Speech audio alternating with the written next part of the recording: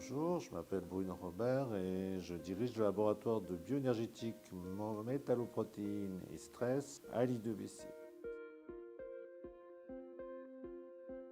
Ce laboratoire était à l'origine destiné à comprendre les phénomènes primaires de la photosynthèse, c'est-à-dire les phénomènes qui ont lieu entre l'absorption du photon et la séparation de charge primaire, soit les 20 premières picosecondes du processus photosynthétique. Pour étudier ces 20 picosecondes, nous avons développé depuis les années 70 une technique spécifique qui est le Raman de résonance et son application aux pigments photosynthétiques, les chlorophylles, les bactériochlorophylles et les caroténoïdes. Nous avons décidé d'étendre nos capacités Raman de résonance à des études résolues dans le temps ultra rapide pour étudier la structure des états excités, non seulement dans la photosynthèse, mais plus généralement dans tous les phénomènes photo-induits et la photocatalyse.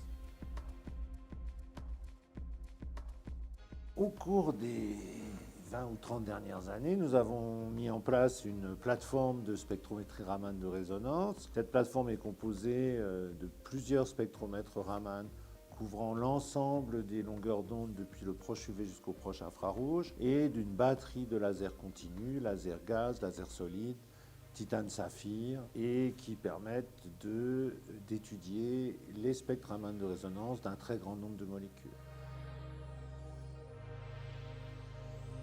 C'est dans le cadre de cette plateforme que nous avons intégré l'appareil que nous avons pu acquérir en cofinancement avec le PEPR Luma, qui est un spectromètre Raman stimulé de résonance avec une résolution temporelle de l'ordre de la centaine de femtosecondes.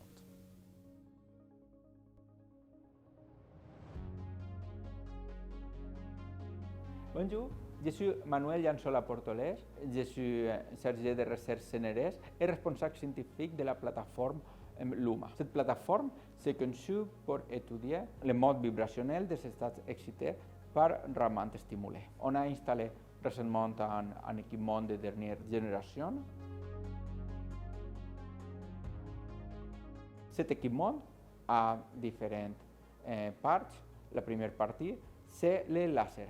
Ce laser, c'est un phare qui génère deux sorties avec des lasers en état fondamental de 1030 nanomètres, avec une répétition de 10 kHz et une puissance de 10 watts. On a synchronisé deux différentes lignes à retard, ça veut dire une ligne pour les façons femtosecondes et l'autre pour les façons picosecondes, que ça va converger jusqu'à l'échantillon à la partie de détection. Comme ça, avec l'impulsion actinique, on va mettre l'échantillon dans un état excité et après, avec l'impulsion Raman, on va générer les modes Raman associés à les états excités et on va faire la détection utilisant la lumière blanche générée sur les cristaux de yak ou de saphir.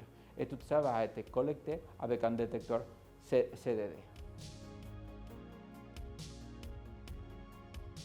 On peut modifier quelques paramètres pour obtenir des autres techniques aussi state of the art. Par exemple, si on élimine l'impulsion Raman, on a seulement une impulsion actinique et une lumière blanche, et comme ça, on a des pommes son techniques comme on est déjà habitué. Aussi, on peut modifier un petit peu en plus, et on a un détecteur, un photomultiplicateur, et comme ça, on peut mesurer fluorescence résolue dans le temps. Ces multiples options permettent d'observer les dynamiques des états excités des échantillons de la chimie, des sciences des matériaux et biologie.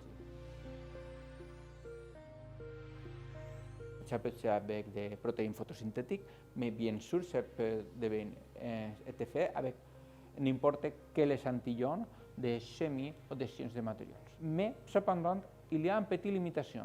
Ce système s'est conçu pour mesurer en transmission. Ça veut dire que si on a des systèmes opaques ou des systèmes avec plein de scattering, on ne va pas pouvoir faire les mesurements. Ce système génère des matrices qui ont à un côté la part spectrale, on va dire les mots vibrationnels, et de l'autre axe, on a l'évolution temporelle, qui va des de, com on a dit, des de quelques femtosecondes jusqu'à 4 nanosecondes. Pour accéder à la plateforme de spectroscopie Raman de résonance stimulée résolue dans le temps, il est nécessaire de contacter le PEPR Luma et de déposer un projet. Nous prendrons en charge les mesures correspondant au projet donné. Évidemment, la spectroscopie Raman résolue dans le temps à l'échelle de la femtoseconde est une spectroscopie complexe.